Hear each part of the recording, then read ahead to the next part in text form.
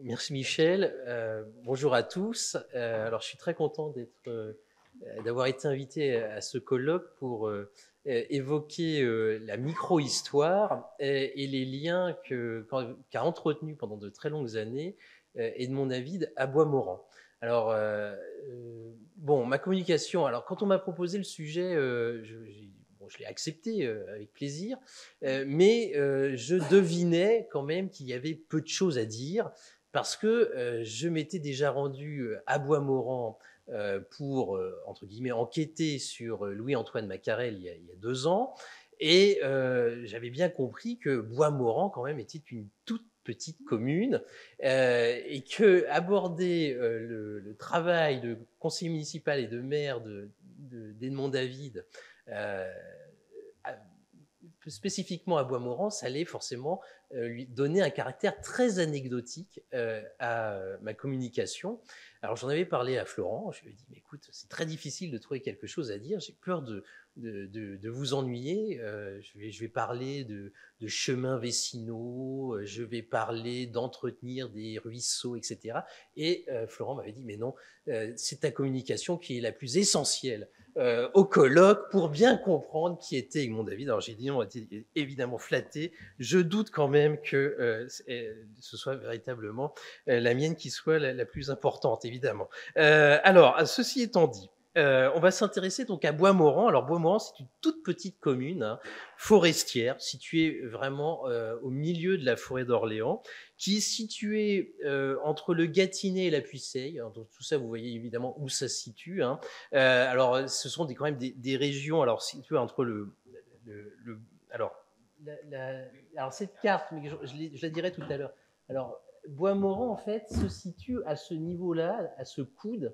Et ça, c'est la carte des routes au XVIIIe siècle.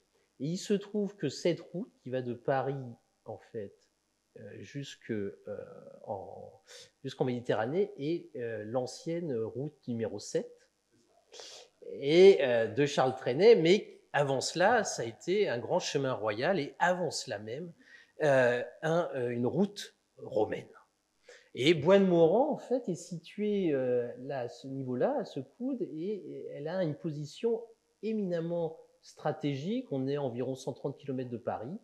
Et je vous raconterai évidemment l'affaire un peu plus en détail. J'ai un peu anticipé. En tout cas, bon, il faut aborder l'histoire de Boismorand, de cette petite commune, si on veut bien la comprendre, par son lien spécifique avec l'histoire du Conseil d'État, parce qu'il y a quand même un mystère à Boismorand. Ça n'a jamais dépassé 500 habitants. Alors un peu plus aujourd'hui, mais le maximum d'habitants est atteint pendant le premier mandat d'Edmond David, et on est à peine à 500 habitants, environ 476 habitants très exactement. Et pourtant, Boismorand a vu défiler un nombre considérable à son échelle d'auditeurs au Conseil d'État, de maîtres des requêtes et de préfets. Alors on peut citer Champion de Cissé, parce qu'on n'a pas dit suffisamment le rôle important qu'a joué le gendre de Macarel dans la formation de Macarel. Et Champion de Cissé, qui était le dernier ministre de l'Intérieur de Louis XVI, a participé à la première organisation du Conseil d'État sous la Restauration, et véritablement, Champion de Cissé a formé Macarel. Et c'est un père de substitution pour Macarel. Macarel perd son père, qui était aussi un magistrat, assez tôt, et devient peu le fils adoptif de Champion de Cissé, avec lequel il va énormément travailler. Et donc, Champion de Cissé qui est enterré à Boismorand. Alors évidemment, Louis-Antoine Macarel, Edmond David, et puis deux préfets, Sazerac de Forges, qui lui aussi est épuré, si on peut le dire comme ça, au moment de la République souveraine. Sazerac de Forges qui est très conservateur, pour le coup, il n'y a pas de débat, comme a pu le soulever Marc, sur la catholicité ou le caractère dévot d'Edmond David. Et puis un préfet qui a joué un rôle aussi dans l'histoire d'Edmond David, même s'ils ne se sont pas connus, Henri Siméon, le comte Siméon. Et puis il faut aussi mentionner Herson Macarel, le petit-fils de Macarel, qui était avocat, cette fois-ci sans lien avec le Conseil d'État. Donc il faut, c'est vrai, et maintenant je reconnais que Florent avait raison. Alors souvent, Florent a raison. Il faut aborder Boismorand par cet aspect-là pour comprendre quand même la naissance ou les naissances du droit administratif. Alors pourtant, on peut se demander pourquoi ces notables qui sont en fait pas liés du tout à Boismorand, à part Louis-Antoine Macarel qui a des origines orléanaises, sa famille est originaire de Gien. Il faut se demander pourquoi ces notables, comme l'a très bien rappelé Damien, pourquoi ces notables se sont installés à Boismorand, au moins une partie de l'année. Alors, ils n'y vivaient pas toute l'année, hein, ça, j'aurai l'occasion de le rappeler. Mais ils vont quand même avoir une drôle d'impression au quotidien, parce qu'ils vont partager le quotidien d'une population qui est largement misérable, d'une population qui est faite de travailleurs des bois, des bûcherons, et des petits paysans qui ont peu de terre et qui alors sont au service d'autres principalement, et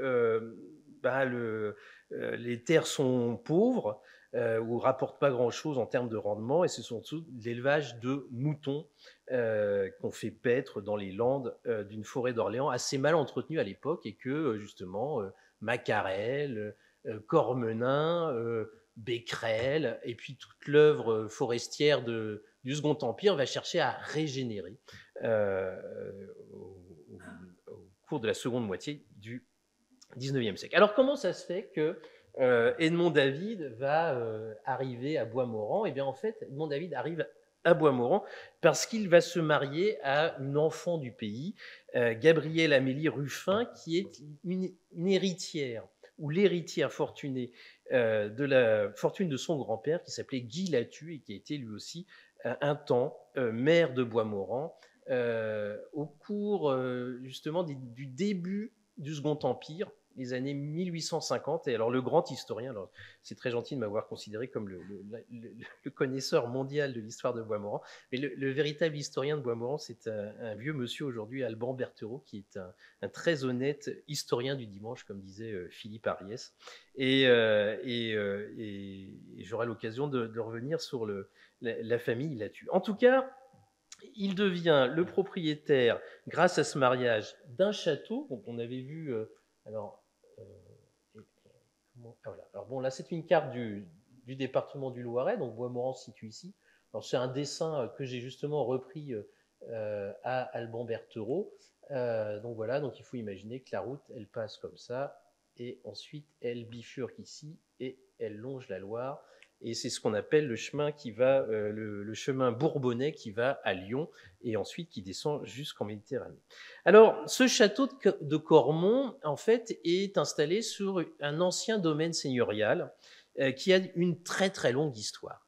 Parce que les premières fondations, alors je vous ai dit tout à l'heure que Boismorand a occupé un endroit stratégique, on est là, ici, et il se trouve que ce chemin, donc, comme je vous l'ai dit tout à l'heure, était un ancien chemin, un ancien tracé romain, et les Romains avaient déjà installé un camp fortifié à cet endroit, sur une petite butte. Alors attention, dans le Loiret, hein, on considère qu'une butte, ça commence à environ 146 mètres au-dessus de la mer, donc là on y est.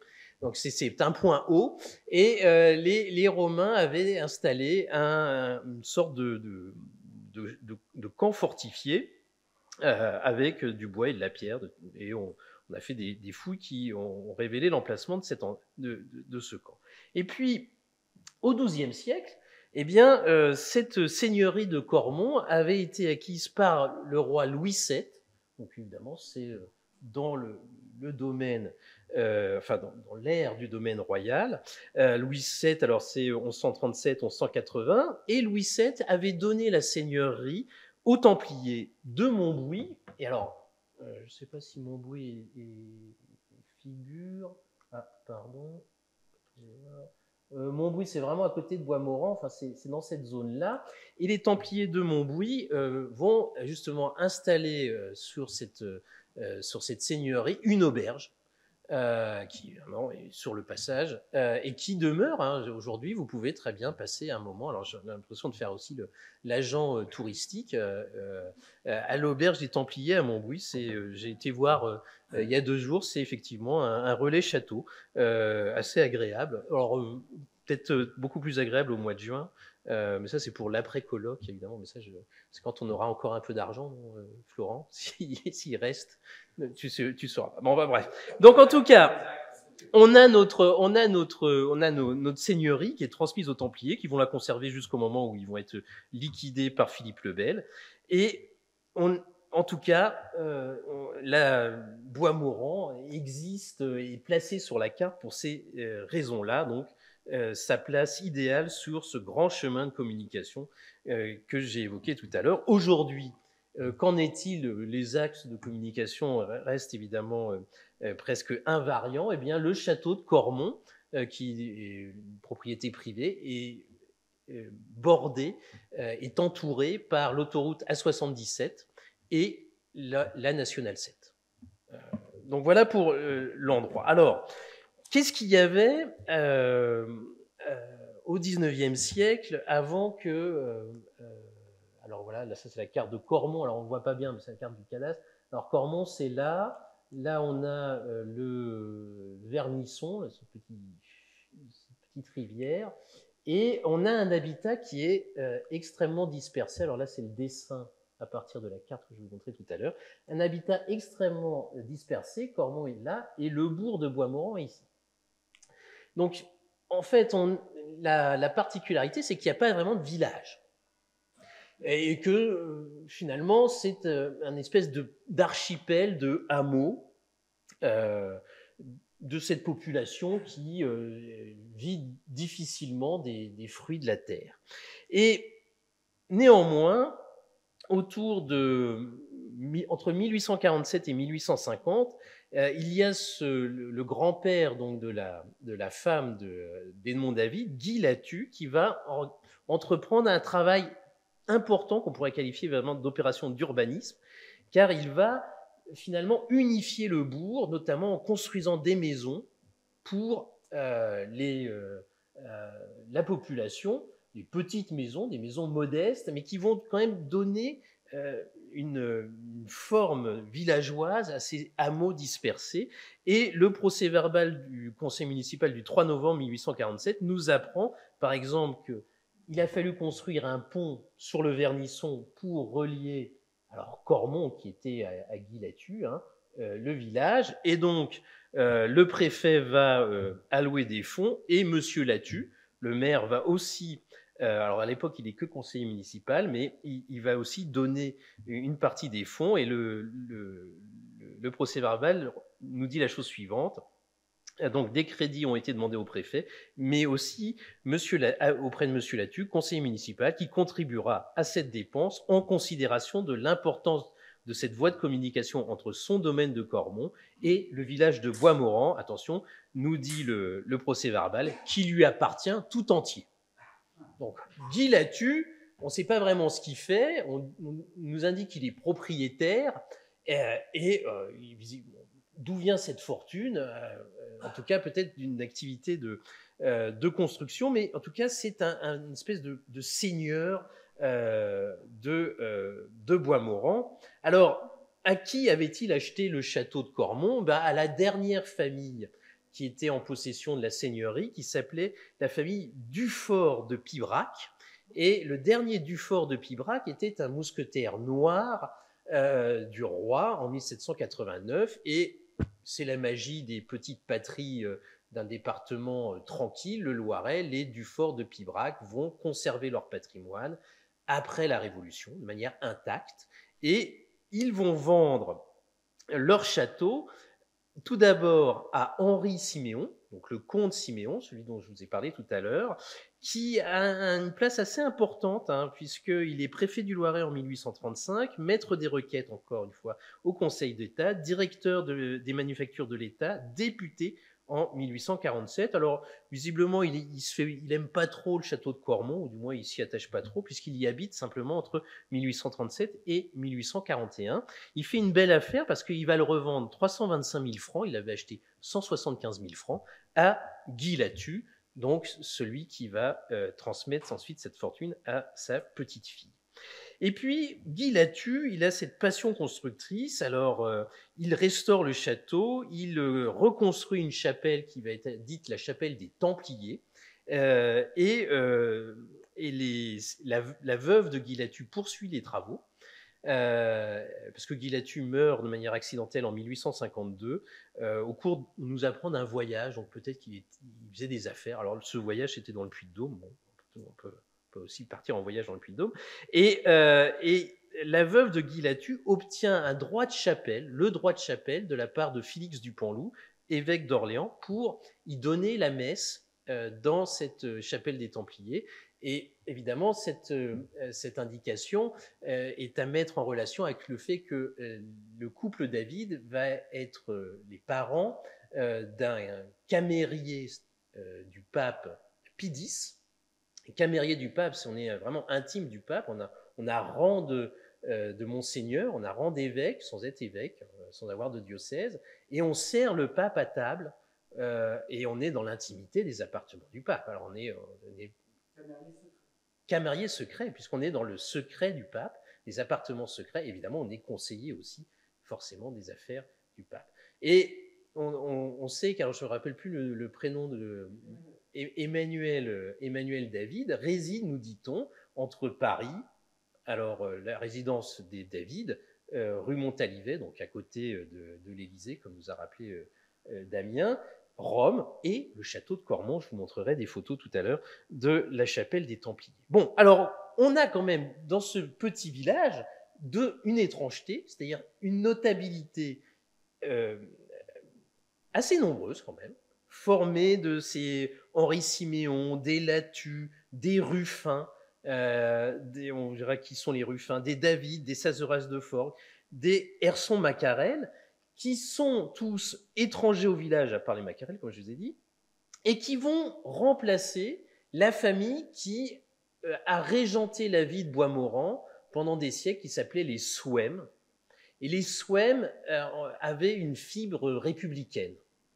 Et ils vont être chassés de Boismorand, d'une certaine manière, par Henri Siméon, qui est le comte Siméon, qui va, d'une certaine manière, installer cette notabilité conservatrice, catholique, même si avec des degrés plus ou moins forts de bigoterie ou de dévotion. Mais en tout cas, il y a cette élite de notables typiques des régimes monarchistes du XIXe siècle qui s'installent de manière durable à Boismorand et qui va partager, et qui surtout va partager le quotidien des Boismorandais et qui va régler les affaires de la commune. Et ça, c'est... alors, comment règle-t-il les affaires de la commune? Eh bien souvent par courrier. Donc, on a des courriers d'Edmond David où, justement, on voit son adresse, rue Montalivet à Paris, et il traite un certain nombre de choses. Ils viennent, alors pour David, puisque c'est le cas présent, mais c'est la même chose pour Herson Macarel, parce qu'ils vont se passer les responsabilités boismorandaises à tour de rôle entre David et Herson Macarel. Ils viennent 4 fois par an aux réunions du conseil municipal. Alors, les réunions ont lieu en février, en mai, en août et en novembre. Et bien souvent, au mois d'août, on a des procès-verbaux qui indiquent qu'il n'y a aucun point à débattre. Donc voilà, ça peut venir 3 fois. Et puis dans la bonne société, on venait évidemment comme dans une sorte de grande transhumance passer les beaux jours avec femmes, enfants, domestiques dans les châteaux qui vont. Alors on va revenir. Ah non, j'ai une carte plus précise encore, voilà, de Boismorand. Et donc alors vraiment, alors on a Langès, les Choux. Boismorand, Nogent, enfin, il y a des châteaux partout. Dans tous ces petits villages, il y a des châteaux ou des grandes demeures. Je vous montrerai une série de cartes postales de ces grandes demeures qui bon, voilà, ont plutôt des apparences de maisons bourgeoises plutôt que de véritables châteaux, avec parfois un goût assez douteux architecturalement parlant. Mais bon, en tout cas, on a cette histoire on a cette implantation de David par son mariage avec sa femme, donc qui s'appelle, alors, elle s'appelle Ruffin Latu, et c'est elle qui lui apporte sa fortune. Et David va en fait être maire et conseiller municipal de 1877 à 1913. Il va avoir 8 mandats comme maire et le reste comme conseiller municipal, et une petite parenthèse où il va rien faire. À Boismorand, il sera rien, entre 86 et 92, qui correspond au premier mandat d'Erson Macarel, qui est un jeune avocat de 26 ans. Alors, à quoi ressemble Boismorand pendant... Alors voilà, le château de Cormont, bon, une grande maison avec 3 étages. Derrière, là, on voit cette petite tour un peu néo-gothique. Là, on a les douves. On nous dit qu'il y a un bout de mur, justement, gallo-romain quelque part. Là, on le voit un peu plus haut. On a des jardins quand même qui sont assez bien dessinés. C'est assez joli. Alors, ça, c'est l'autre diapo. On va laisser celle-ci en attendant. Alors, quelle est la situation démographique de Boismorand au cours du 19e siècle? J'en ai dit un peu tout à l'heure, alors je me suis un peu trompé dans les chiffres. Alors, au début du siècle, on est à 260 habitants, et on atteint un maximum en 1876, donc au moment où David va commencer à être maire, de 431 habitants. C'est pas beaucoup, hein. Et qu'est-ce qu'on constate en lisant les procès-verbaux des différentes réunions de conseil municipal? Eh bien que les habitants sont décrits comme d'honnêtes et laborieux concitoyens qui n'ont que les fruits insuffisants de leur métier pour nourrir leur famille. Si bien que l'une des premières tâches de la commune, eh bien, c'est de venir en aide aux indigents, aux infirmes, aux vieillards sans ressources. Et parfois même, la commune doit régler les frais d'obsèques. Nos notables de Boismorand, donc, perpétuent des traditions de bienfaisance qui souvent prennent la forme de legs au moment de leur décès, sous forme de rente. Et notamment, c'est le cas des veuves Latu, puis plus tard de la veuve Fayard, qui a été la mère aussi d'un pharmacien assez riche, qui avait inventé un espèce de procédé anti-ballonnement, et plus tard de la veuve Erson Macarel. Une chronique de la fin du 19e siècle, qui a été écrite de manière anonyme, mais on sait que c'est un abbé qui s'appelait l'abbé Papillon qui l'a rédigé, nous dit la chose suivante, que les habitants vivent, ça c'est le texte, sous la bonne direction des instituteurs et des curés de campagne. Les instituteurs surveillent les enfants à l'église, chantent au lutrin, fréquentent le presbytère. C'est le bon temps des curés de campagne, bien que la recherche du bien-être et de l'amour, du plaisir ont pris un accroissement dangereux, nous dit l'abbé Papillon. Et quand les malheurs vont arriver, eh bien, la foi ne sera plus assez vive dans les âmes.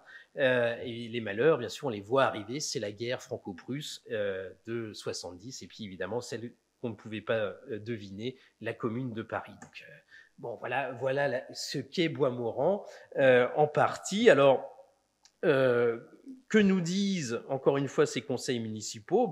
La première des tâches, c'est de dresser la liste des enfants admis gratuitement à l'école, de fixer le nombre de familles qui doivent bénéficier d'une consultation gratuite du médecin, d'attribuer une aide alimentaire. Et puis, par exemple, la réunion du 11 novembre 1888 précise que 7 personnes vont bénéficier de l'aide de la commune entre le 15 novembre et le 1er avril 89, que le pain sera du pain bis, tout ça c'est écrit, pris au dépôt de M. Raveau, approvisionné par M. Denizet, boulanger au chou. Voilà, la viande sera fournie par M. Petit de Nogent, le vin à fournir sur présentation des bons chez l'aubergiste, celui qui a repris d'ailleurs l'auberge des Templiers. Alors, outre cette activité, il y a quand même des grandes réalisations. Alors évidemment, il faut entretenir les chemins, ça c'est... Toutes les réunions ont un passage sur le chemin, les chemins vicinaux.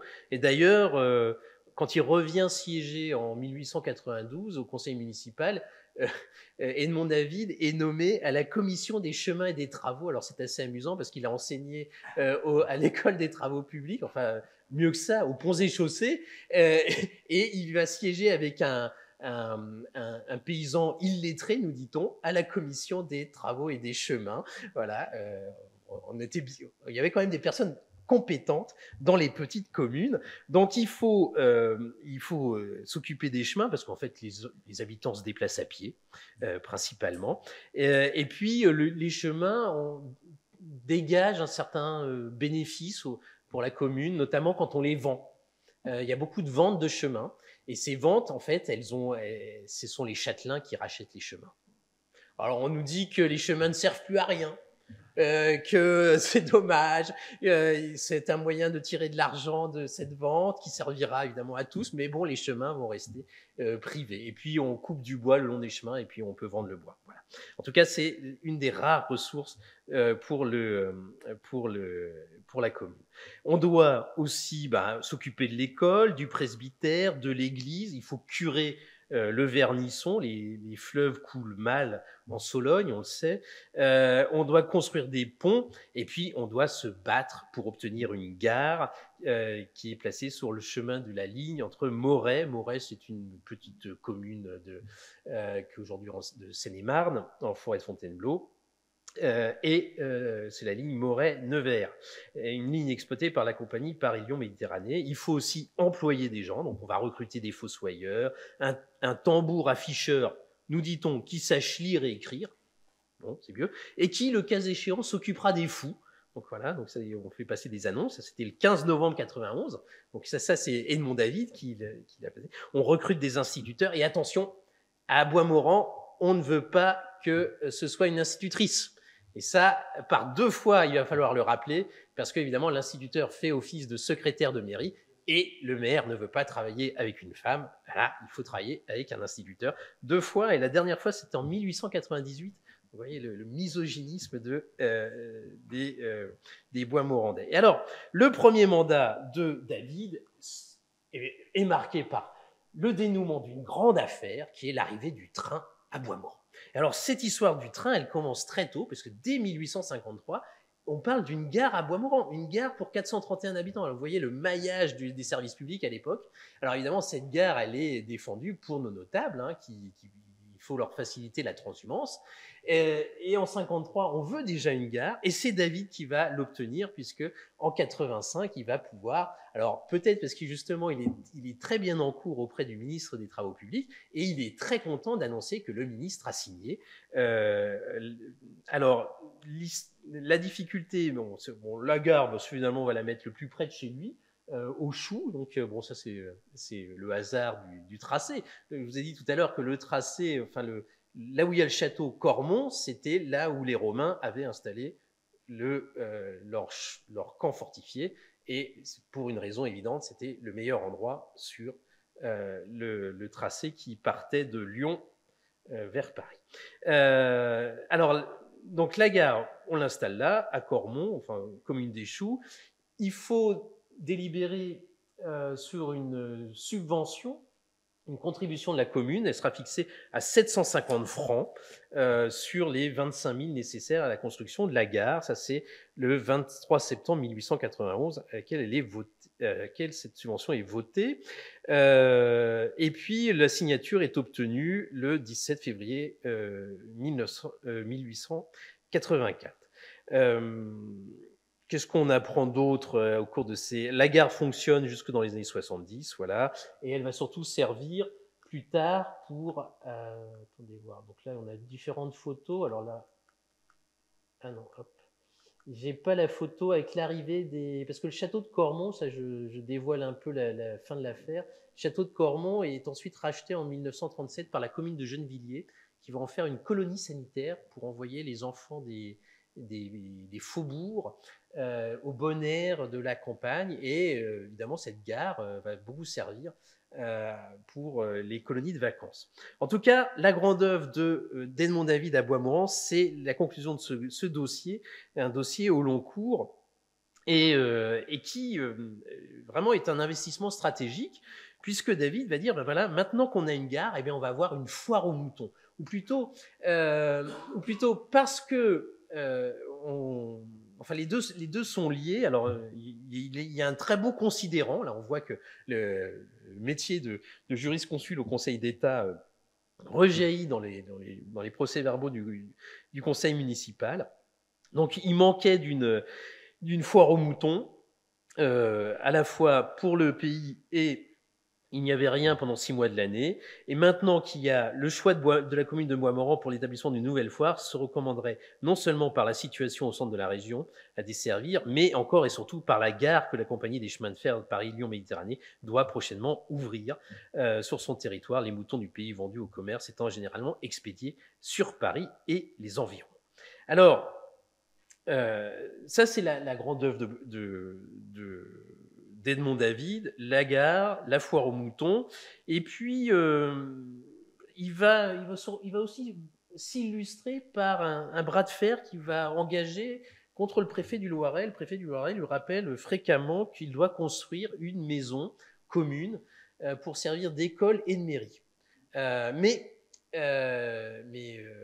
Edmond David refuse à chaque fois. Il dit non, la commune n'a pas d'argent et la commune loue une maison à bail à un particulier. Ça fait très bien l'affaire et nous ne céderons pas.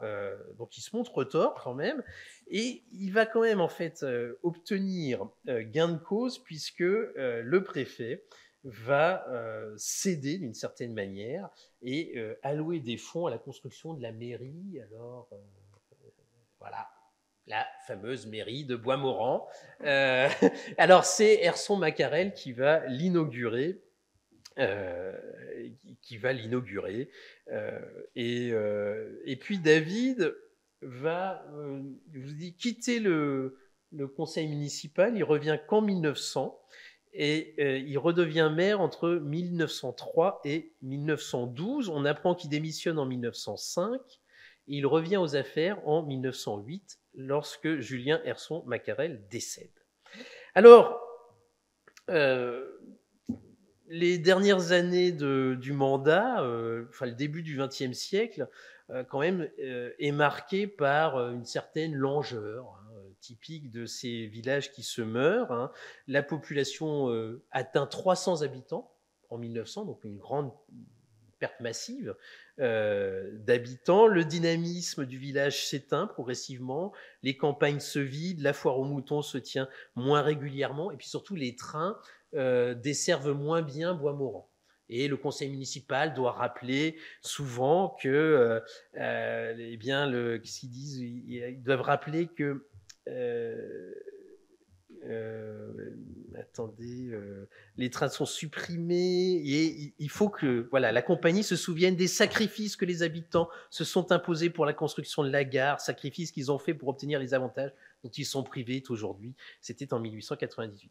Et donc voilà, il ne se passe plus grand-chose finalement. En 1912, la première mesure qu'il prend va être de rempailler le fauteuil du maire. Et 4 chaises de la mairie, et de limiter à 2 le nombre de débits de boissons dans le village. Et le 27 septembre 1913, Edmond David meurt dans son château, veuf, à l'âge de 79 ans. Et quelques jours après, le conseil municipal se réunit le 9 novembre 1913.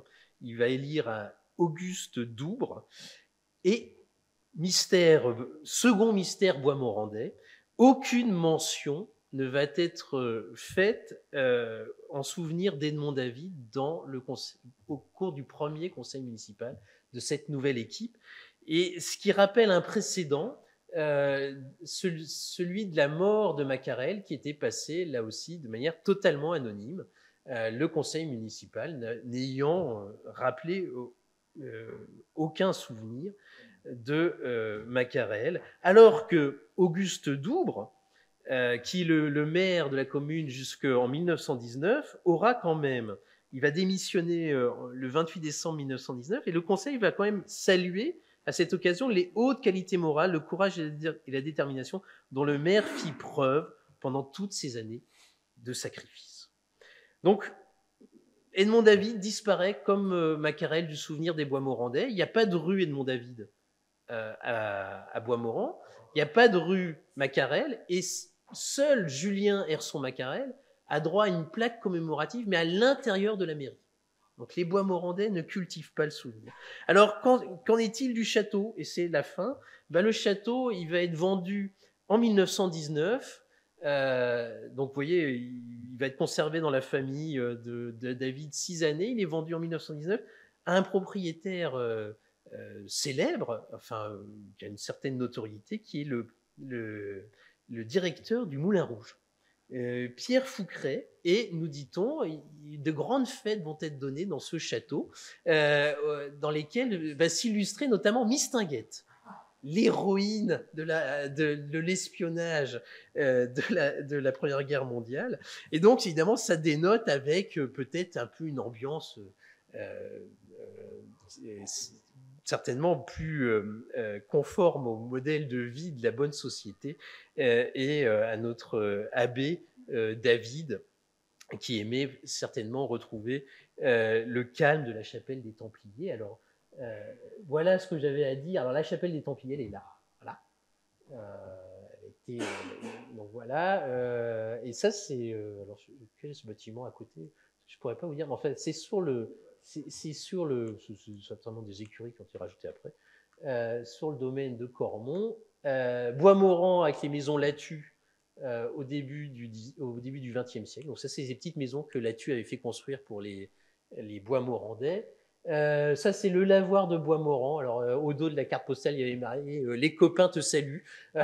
Bon, voilà, c'est l'ambiance. Hein. Alors, ça doit être l'automne ou l'hiver. Le château de Macquarel, les petits boulons.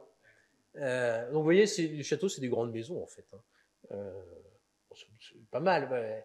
Le parc était évidemment l'œuvre de Macquarel. L'auberge des Templiers. Un autre château, le château des Bézards. Le château des Marches ou Choux. Voilà, donc on peut le château de Réminis, Guy Lux l'a acheté. Voilà, je suis aussi agent immobilier. Le château de la Faisanderie. Alors on peut imaginer qu'il y avait quand même une vie sociale hein, de notables où ils devaient s'inviter. Le château de Moulin des Lièvres. Alors vous voyez, c'est un peu des trucs un peu bizarres quand même. Et le plus beau, c'est incroyable celui-là, le château de Langès.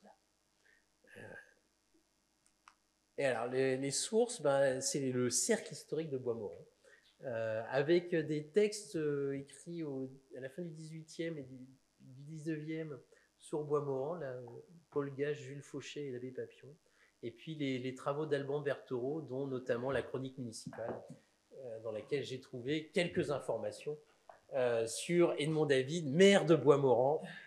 Voilà, je vous remercie.